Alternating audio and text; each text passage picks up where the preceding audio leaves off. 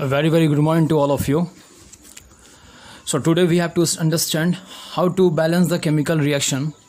That means कि किसी भी इक्वेशन को बैलेंस कैसे करते हैं, स्पेशली केमिकल रिएक्शन को. But before going to understand, first we have to understand what is your balance chemical reaction. आपका बैलेंस केमिकल रिएक्शन क्या होता है. So I can make you understand by one example. See, here I take one example. This is what? Carbon plus oxygen. This is equal to CO2. This is a common example we have seen many times. Okay, and we also know that this is called your balance. This is called your reactant side, and this is called your product side. Okay, so balanced chemical reaction means what?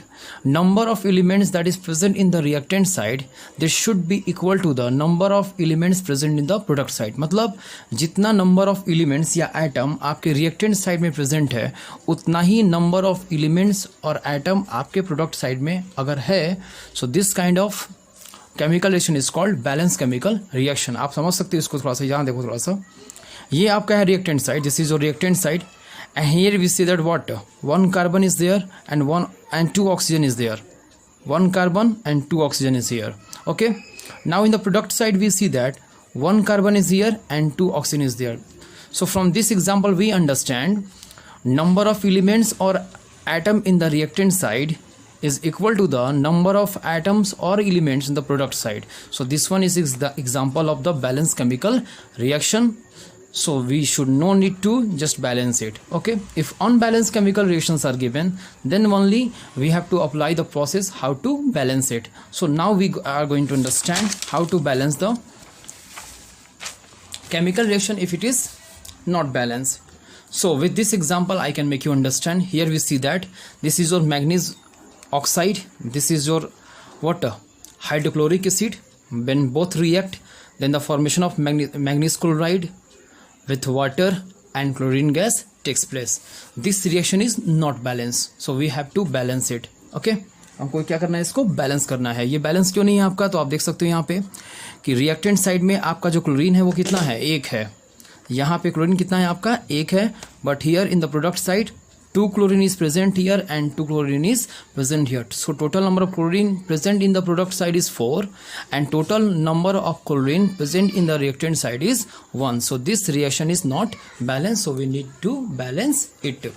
अब balance करने के लिए क्या करना है, ये जो मैं कॉन्सेप्ट आपको दे रहा हूँ, this is 100% apply on any kind of chemical reaction. किसी भी तरह का कॉम्प्लेक्स से कॉम्प्लेक्स केमिकल रिएक्शन गिवन आपको हो, आप इस टेक्निक को अप्लाई करके उसको बैलेंस कर सकते हो. So what is the technique, just understand it nicely. See here, जितना भी आपका कंपाउंड यहाँ प्रेजेंट है, चाहे वो रिएक्टेंट साइड का हो चाहे प्रोडक्ट साइड का हो, आप सबके सामने एक अल्फ़ाबेट को लिख देना. Just right one alphabet before the each compound. Suppose I right here A, here I write B, here I write C, here I write D, and here I write E. Understood? So each alphabet we have to write before the compound in the reactant as well as in the product side. So this is the first step to balance it. इसमें कोई दिक्कत नहीं है. सारे compound के सामने क्या करना है, एक एक अल्फ़ाबेट को लिख देना है. आप चाहो तो कुछ और भी लिख सकते हो, कोई प्रॉब्लम नहीं है. अब यहाँ इसका मतलब ये हुआ कि ये जो A है वो मैग्नीज को भी रेफ़र करेगा और ऑक्सीजन को भी रेफ़र करेगा. ये जो बी है वो हाइड्रोजन को भी रेफ़र करेगा, क्लोरीन को भी रेफ़र करेगा. ऐसे जो आप देख रहे हो ऐसे तुम्हारा होगा. तो जितने भी इसमें एलिमेंट होंगे हम सब के लिए बात करेंगे. First we talk about for manganese. For manganese की बात करते हैं. For manganese, MN stand for the manganese. So in the reactant we see that one manganese is here. Okay, so one manganese means what, 1A is there. So we write here 1A. 1A means A, and now we put the equal sign because now we have to see in the product side how many manganese are present. Here we see that one manganese is also present in the product side and this manganese refers to C. So we write A is equal to C because one manganese is also present in the product side and one manganese is also present in the reactant side. In the reactant side one manganese refers to A, that's why I write A. If 2 manganese then we write 2A. If 3 manganese then we write 3A. Okay, in the product side also one manganese is there, so A is equal to C. This is your first equation. Okay, understand it. Once again I say that this method is 100% apply on any kind of chemical reaction.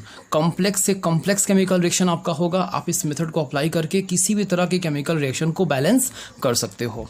बस समझना थोड़ा सा अच्छा से है. ये आपका हो गया। नेक्स्ट हम बात करते हैं ऑक्सीजन के लिए। Now we talk about for oxygen. अब हम बात करते हैं ऑक्सीजन के लिए। तो आप देख रहे हो कि रिएक्टेंट साइड में 2 oxygen is present here and this A also refers to oxygen. तो यहाँ पे 2 ऑक्सीजन आपका है, तो यहाँ पे हम क्या लिखेंगे 2A लिखेंगे। क्लियर, क्योंकि ये A जो है मैग्नीज के लिए भी था और ये आपका जो A है वो ऑक्सीजन के लिए था, तो यहाँ पे 2A लिखेंगे। अब इधर कोई ऑक्सीजन आपका नहीं है तो इस तरफ देखेंगे हम, that's why I put the equal sign here. So in the product side we see 1 oxygen is also here and this oxygen refers to D. So here we can write 2A is equal to D. So this is your second equation. Clear? In this manner we can check for the other element. We check for the manganese, we check for the oxygen. Now we have to check for the hydrogen. For the hydrogen, now we have to check for the hydrogen. So in the reactant side we see that only 1 hydrogen is there and this hydrogen is refers to B.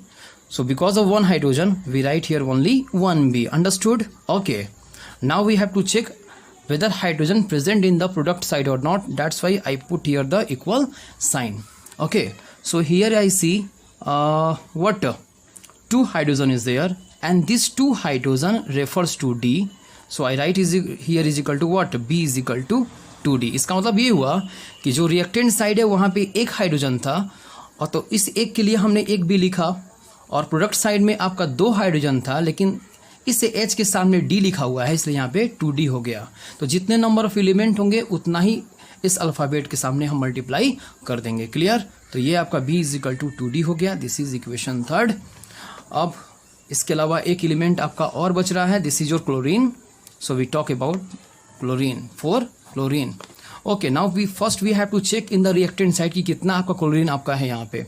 तो आप देख रहे हो कि यहाँ पे सिर्फ 1 chlorine है और ये 1 क्लोरीन जो आपका है वो B के लिए है। दैट मीन्स कि यहाँ पे 1B लिखेंगे। Okay, then we again write the equal sign because we have to check whether the chlorine is present in the water reactants in the product side और नॉट। तो यहाँ पे आप देख रहे हो माय डियर कि यहाँ पे भी 2 क्लोरीन जो है ये C को रेफर कर रहा है तो यहाँ 2C लिखेंगे और यहाँ पे और क्लोरीन भी है तो प्लस का साइन देंगे क्योंकि इसी में और क्लोरीन हम देख रहे हैं। और यहाँ जो 2 क्लोरीन है दिस रेफर्स टू E, तो यहाँ हमने E लिख दिया। अब यहाँ पे सिंस 2 क्लोरीन आपका है तो यहाँ पे 2E आपका हो जाएगा। तो इस तरीके से जितने भी एलिमेंट्स आपके रिएक्टेंट साइड में थे, प्रोडक्ट साइड में थे, सबको हमने यहाँ लिख लिया। Clear concept? इस तरीके से आपके पास ये 4th इक्वेशन आ गया A B C D और E का। दैट मीन्स कि टोटल आपके पास 5 अल्फ़ाबेट हैं, A है, B है, C है, D है, E है।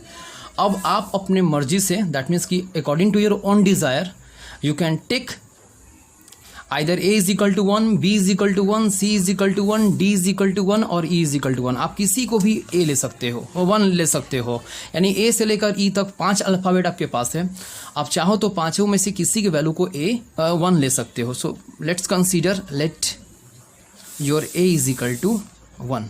मान लिया कि हमने A इज इक्वल टू 1 लिया। आप चाहो तो B इज इक्वल टू 1 भी ले सकते हो, कोई दिक्कत नहीं है। तो जैसे ही आप A इज इक्वल टू 1 लोगे, यहाँ से जब आपका A 1 है तो C भी कितना हो जाएगा? तो दैट मीन्स कि if you write A is equal to 1 तो since A is equal to C है तो जितना A का वैल्यू होगा उतना C का वैल्यू आपका हो जाएगा। So if you take A is equal to 1 then C must be equal to 1। Okay, तो A का वैल्यू भी निकल गया, C का वैल्यू भी निकल गया। ओके, अब यहाँ आप देख रहे हो कि B इज इक्वल टू आपका आप यहाँ पे आपका A भी निकल गया और आपका C भी निकल चुका है। उसके बाद यहाँ आप देख रहे हो कि 2A इज इक्वल टू आपका D है। तो जब आपका A यहाँ पे है क्या करेंगे, यहाँ पे 2A इज इक्वल टू आपका D है तो आप जान रहे हो कि आपका A कितना है, 1 है। तो this is 2 × 1 is equal to D और इसको सॉल्व करके आप D इज इक्वल टू क्या लाओगे, D इज इक्वल टू आपका 2 हो जाएगा। Clear concept? सो आपका A इज इक्वल टू 1 हुआ, आपका C इज इक्वल टू 1 हो गया, D इज इक्वल टू आपका 2 हो गया। क्लियर? वैसे ही आप देख रहे हो कि यहाँ पे B is equal to 2D है। आप यहाँ देख रहे हो कि B इज इक्वल टू आपका 2D है तो यहाँ से B इज इक्वल टू 2 और अभी आप जस्ट D का वैल्यू निकाले हो तो राइट हियर 2। सो यहाँ से B इज इक्वल टू क्या हो जाएगा आपका, B इज इक्वल टू आपका 4 हो जाएगा। तो इस तरीके से आपके पास now you have the value of A, C, B and D finally you have to find the value of the E. तो जैसे ही इस इक्वेशन में सॉल्व करोगे आप, जैसे कि b इज इक्वल टू आपका 2c प्लस 2e है, तो at the place of the b you can write 4 2 into at the place of the c you can write 1 plus 2e। और जैसे ही इसको आप सॉल्व करोगे यहाँ से आपका e इज इक्वल टू 1 आ जाएगा। Clear my dear? तो इस तरीके से आपने देखा कि इस तरीके से हम इसको सॉल्व कर सकते हैं। So we have a is equal to 1, c is equal to 1, d is equal to 2, b is equal to 4, e is equal to 1। अब जिसका जो वैल्यू है, अब वापस हम इस इक्वेशन पे आते हैं। What was your equation? I am writing the equation. This is your what, I will write the equation. This is your what, manganese oxide plus hydrochloric acid plus manganese chloride plus water plus Cl2. Clear? Now यहाँ पे हमने A लिखा था, तो A का जो value होगा उसको आप यहाँ रख दो। This is 1 MnO2। HCl के पहले आप B लिखे थे, B का वैल्यू कितना है आपका 4 है, तो यहाँ 4 लिखो। उसके बाद यहाँ पे MnCl2 के सामने C था, तो C का वैल्यू कितना आपका आया है, the value of C we write here 1। Okay, फिर D का वैल्यू कितना आपका आया है, D का वैल्यू आपका 2 आया है, जस्ट राइट हियर 2। और फाइनली जो E का वैल्यू आपका है 1। और इस तरीके से ये आपका जो केमिकल रिएक्शन है, दिस इज टोटली बैलेंस। आप देख सकते हो यहाँ पे रिएक्टेंट साइड में एक मैग्नीज है, प्रोडक्ट में भी आपका एक मैग्नीज है।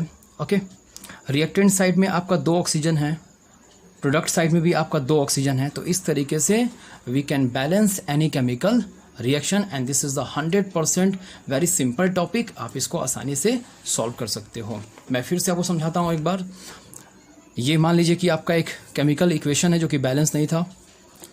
आप देख रहे हो सारे केमिकल इक्वेशन में जो भी कंपाउंड आपके हैं, सबके सामने आप बारी बारी से अल्फ़ाबेट आप लिख दोगे। यहाँ हमने लिखा ABCDE। ओके, अब इस A का मतलब ये हुआ कि ये जो A आपका है ये मैग्नीज के लिए भी है और ऑक्सीजन के लिए भी है। ये जो B आपका है ये आपका हाइड्रोजन के लिए भी है और क्लोरीन के लिए भी आपका है। अब मान लीजिए कि हम पहले बात करते हैं फॉर मैग्नीज के लिए। तो मैग्नीज जो इस रिएक्टेंट में है आपका 1 है, तो जितना मैग्नीज था उतना हमने A लिखा। अगर यहाँ 2 मैग्नीज होता तो यहाँ 2A लिखते हैं।